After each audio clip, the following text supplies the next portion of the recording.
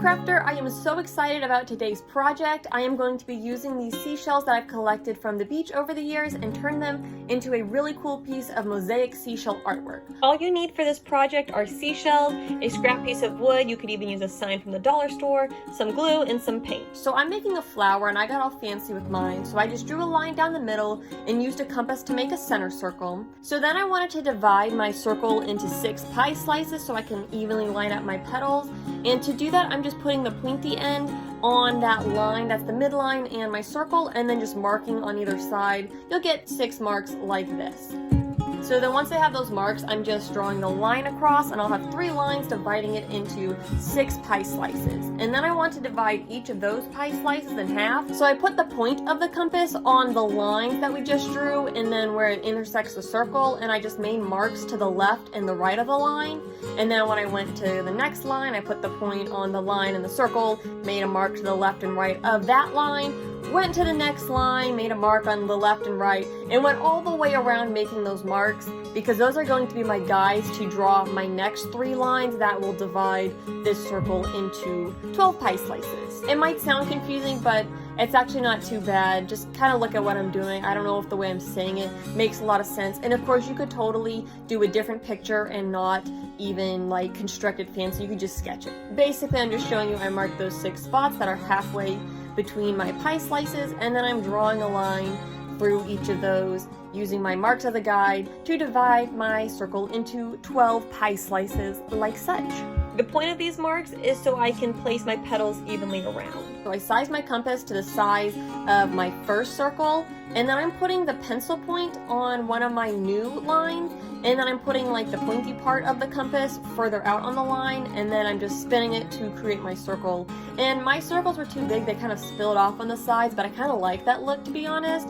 And then I just went to those other 6 lines and I did the same thing where I just twirled it in, made circles to make my 6 petals. So it's gonna look a little something like this. And then I just went through with a pencil and darkened my line. So I've got a center for a circle and then 6 petals.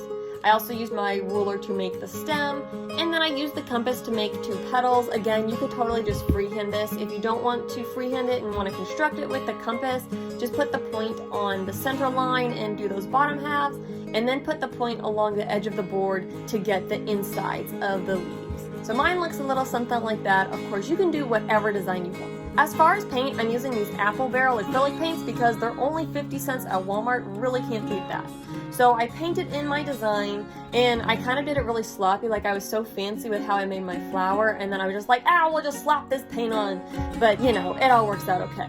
Also, this is going to be covered in seashells, so you're really not going to see your paint job that much, so it's okay if it's not super neat. So I painted the whole thing, it looked like this, set that outside in the sun to dry, and then we're going to just paint a second coat. It's kind of repetitive here at this point, but that's all I'm doing. I'm just putting 2 coats on, and then it gets a little sloppy, but you know, that's okay. So once we get 2 coats of paint on and that's all dried, we're going to glue our seashells on. So you can either use a glue like E6000, that will take a lot longer to dry, or like I'm doing, you can opt for a glue gun. I'm using the Surebonder one. I've got a whole video review on this. This one is super affordable. I love this thing, and it's going to be the fastest, strongest hold I can get. So really there's 2 main ways that you can do this. I'll kind of come back and explain what I'm doing here, but you can pretty much see what I'm doing. But I just want to talk through the 2 possible methods that you can do when adding your shells.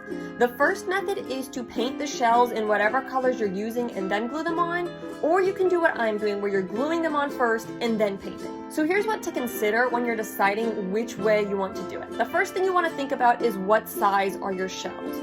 If your shells are small and they're really similar in size, the method where you paint them first might work better if, and only if, number 2, you have plenty of shells. So in my case, I didn't have enough shells that were all the same size, so I didn't want to paint my shells and then glue them on because I was afraid I would not paint the right amount and then run out of shells in the right color, or else not find a shell in the right color that would fit into an empty space. So that's why I'm doing this. But the advantage of painting them first is they're a lot easier to paint before they're glued on there, because once they're glued on, you have to be really careful with your painting. So anyways, take that into consideration. As far as adding on the shells, all you need to do is start with your biggest shells and place them on, and then you're going to use smaller shells to fill in the gaps. When you're adding your shells, you want to put your shells kind of within your framework. So for example, I had a bunch of shells that filled in my yellow center circle.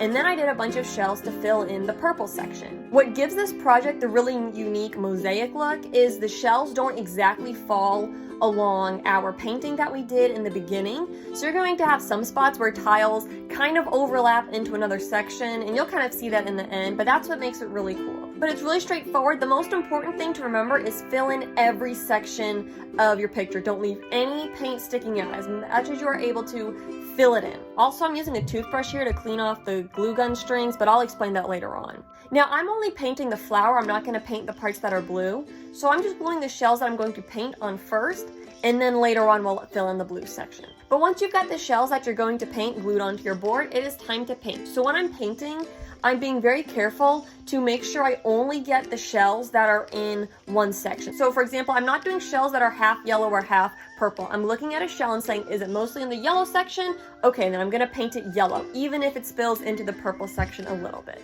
And that's what gives this the really cool like tile mosaic look, and it creates a lot of texture and just that 3D aspect to it.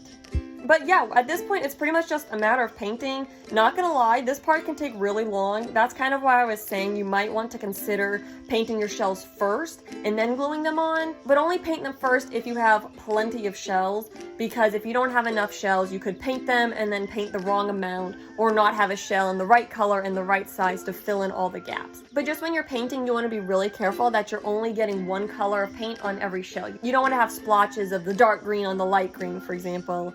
You want each shell to be its crisp, own unique color, and that's what creates that really cool mosaic effect. But yeah, straightforward. At this point, we're just gonna speed through this because there's only so much painting that is enjoyable to watch, but I'm just gonna paint it, and I only did one coat because I like having some of the seashell look kind of shine through. Also, one other quick note on this project is this does take a while. I spent somewhere in the 2 to 3 hour range. I've got 2.5 hours of footage, but I didn't film everything, so it took me almost 3 hours to make this. So just make sure that you keep in mind that this project does take a little bit of time, but I personally had a lot of fun working on it, and I found it super relaxing. So the last thing I need to do is fill in my background, and this is the exact same way as we first glued shells on. I'm starting with my big shells to fill in a lot of the area, and then I'm going in with my medium shells to fill in gaps, and then going in with my smallest shells. And my goal is to cover the board entirely, almost completely block the paint that we put on our board. You want it really nice and covered in.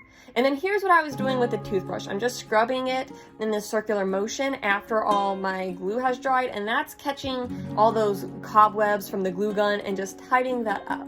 But now we have a completed mosaic seashell piece of art.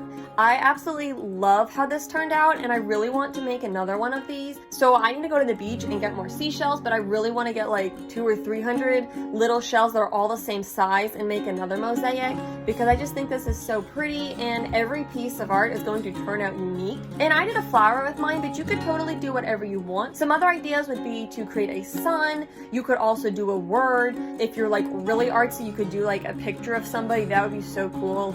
I don't think I'm talented enough to do that, but that's totally an option. But now I want to hear what you think of this project. Let me know in the comments below if you're going to try this project. I'd love to hear how it goes for you, and I also would love to know what design you're going to go with. If you're going to make a flower or if you're going to make some other picture. Don't forget to like the video, subscribe to my channel, hit the bell notification, all that good stuff, and come back next week for another awesome Tutorial Tuesday. Thanks so much for watching, and happy crafting!